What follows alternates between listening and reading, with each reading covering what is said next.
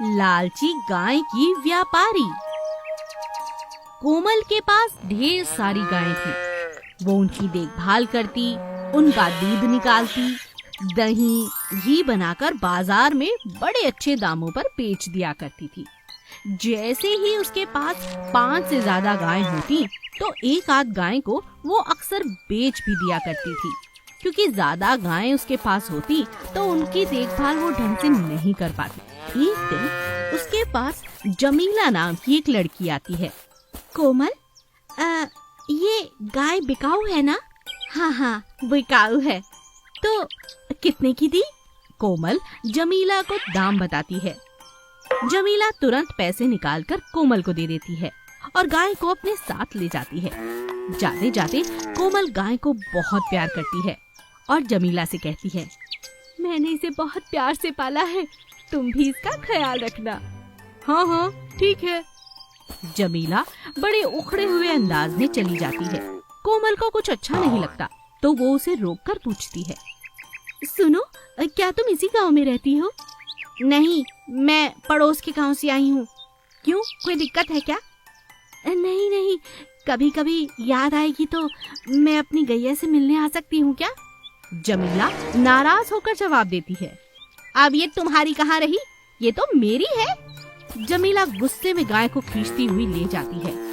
ये बात कोमल को जरा भी अच्छी नहीं लगी।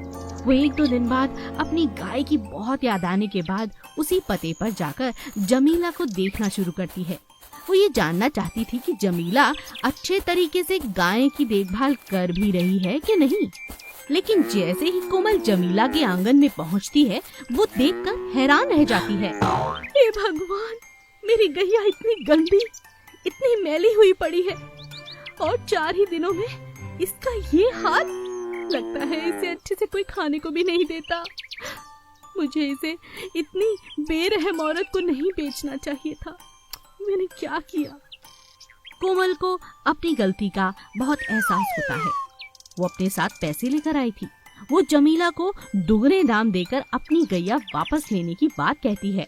जमीला कहती है, 2 गुने दाम क्या, 10 गुना भी दोगी तब भी इसे नहीं बेचूंगी। और वैसे भी जब इसके बच्चे हो जाएंगे ना, लाखों की कीमत पे बेचूंगी। हाँ, मेरा भी अपना स्वार्थ है, तब कहीं जाकर के इससे मेरा फायदा होगा। हाँ। जमीला लालच में अंधी हो चुकी थी। न केवल उसे गाय का सामान बेचकर पैसे कमाने थे, वो तो चाहती थी कि वो अपनी गाय को बहुत बड़े और महंगे दामों पर बाजार में बेचे।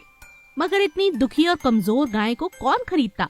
ये बात कोमल ने उसे समझाई। जमीला, तुम कमाना चाहती हो, इसमें कोई बुराई नहीं है, मगर इसकी सेहत पे ख्याल रखो। अगर तुम इसे अच्छा खाना दोगी, इसे प्यार दोगी तो इसकी सेहत अच्छी होगी और तुम्हें 2 गुने दाम मिलेंगे ही मिलेंगे। यहाँ तक कि तुम जो चाहती हो वो मिलेंगे। मगर ऐसे नहीं मेरी बहन। जमीला को अपनी गलती का एहसास हो जाता है। जमीला अपनी गलती समझ चुकी थी।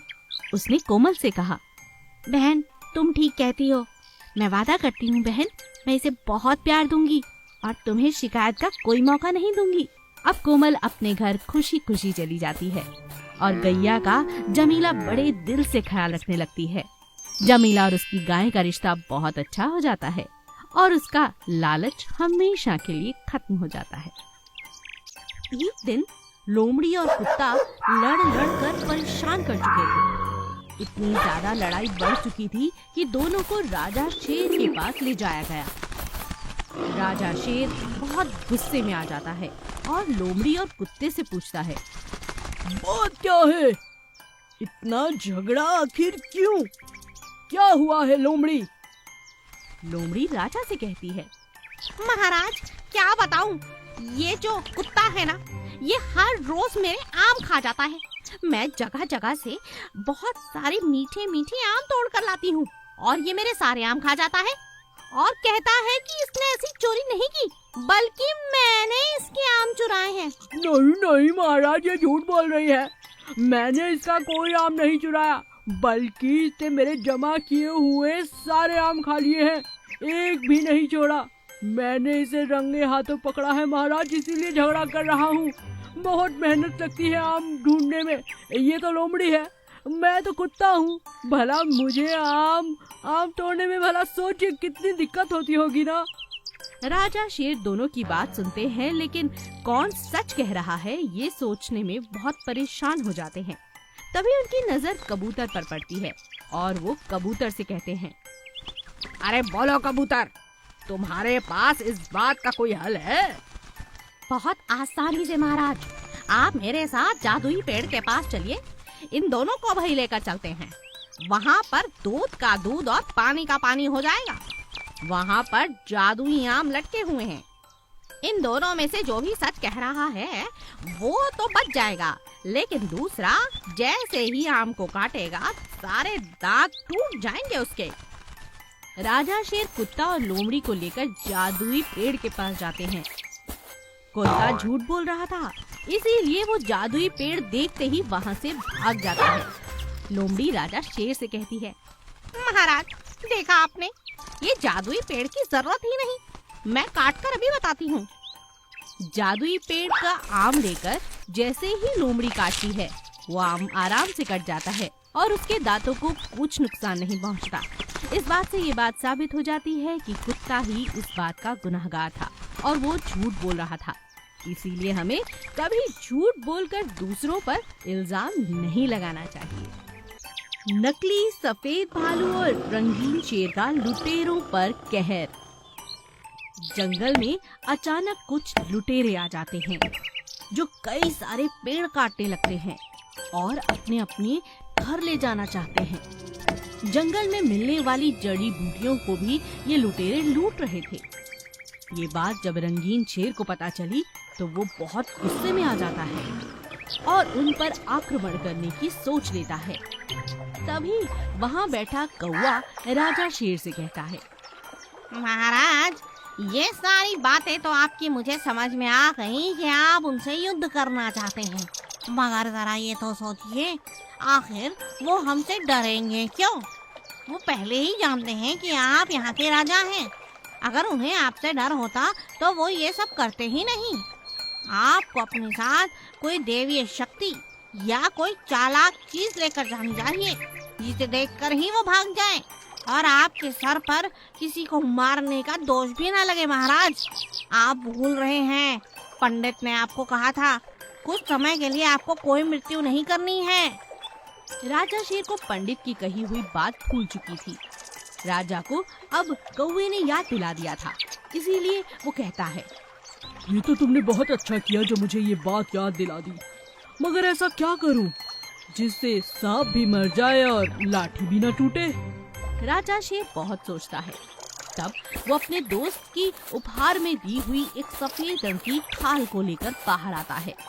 गुफा से बाहर आकर राजा शेर भालू से कहता है, देखो भालू, ये सफेद रंग की खाल पहन लो, तुम भी मेरी तरह रंगीन हो। जब हम आक्रमण करने के लिए उन लुटेरों के पास पहुंचेंगे तो इस तरह का सफेद भालू देखकर वो जरूर कांप उठेंगे, क्योंकि इस तरह के भालू हमारे देश में होते ही नहीं हैं। पहली बार इस तरह का भालू देखकर उनकी हालत जरूर खराब होगी और वो बिना युद्ध किए ही भाग जाएंगे। जो आज्ञा महाराज। भालू राजा की बात मानकर वो सफेद खाल पहन लेता है। रंगीन शेर और सफेद भालू पूरी तैयारी के साथ युद्ध के लिए निकलते हैं। बस राजा शेर यही दुआ कर रहा था कि उसे किसी को मारने का मौका न मिले और सब कुछ आराम से हो जाए। होता भी बिल्कुल वैसा ही है। लुटेरे जैसे ही भालू और राजा शेर को देखते हैं, राजा शेर सिर्फ दहाड़ता है और भालू भागता हुआ लुटेरों के पास पहुंचता है।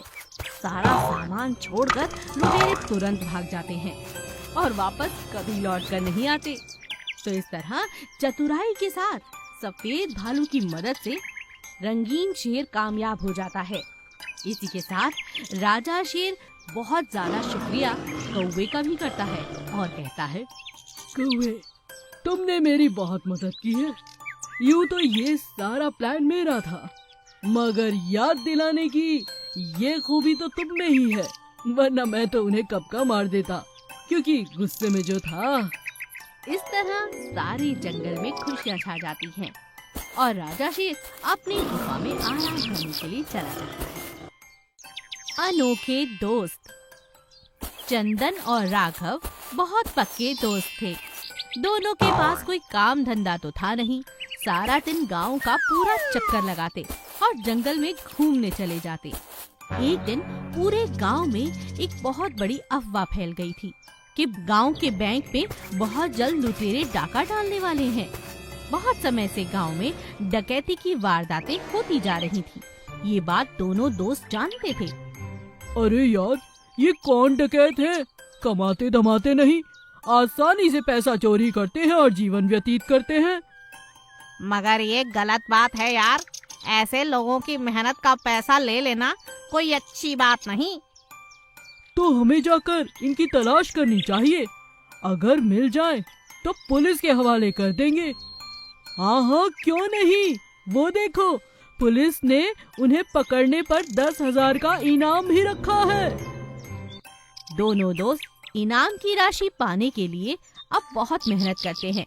वो चाहते हैं कि उनके गांव में ये बैंक लूटा भी ना जाए और लुटेरे पकड़े जाएं। दोनों दिन रात लुटेरों की खोज कर रहे थे। अचानक तभी उनका ध्यान घोड़ों की आवाज पर गया, जो आधी रात को आ रही थी। अरे दोस्त, ये घोड़ों की आवाज कैसी? चलो पीछा करते हैं। दोनों दोस्त घोड़ों की आवाज का पीछा करते हैं और देखते हैं कि जंगल के बीचों बीच घोड़ों के ऊपर बैठे हुए डकैत किसी मजदूर से बहुत ज्यादा खुदाई करवा रहे हैं। थोड़ी देर बाद डकैत वहाँ से चले जाते हैं। दिन आने पर दोनों दोस्त वहाँ जाकर देखते हैं कि वहाँ खुदाई से सुरंग बनाने का काम चालू है। वो सुरंग सीधा उनके गांव के बैंक तक जाती है। ये बात वो पुलिस को बताते हैं और पुलिस मौका पाते ही डकैतों को पकड़ लेती है। अरे वाह, तुम दोनों ने तो बहुत अच्छा काम किया। पुलिस को सूचना देने के बाद ये 10,000 की रकम अब तुम्हारी हुई। बहुत बहुत शुक्रिया। दोनों दोस्त अब बहुत खुश थे।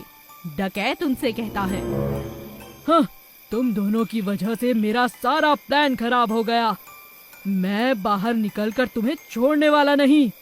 अरे जाओ जाओ, लोगों को ठगने वाले, लोगों की मेहनत का पैसा लेने वाले, जाओ और जाकर जेल में चक्की पीसो, धमकी नहीं चलेगी।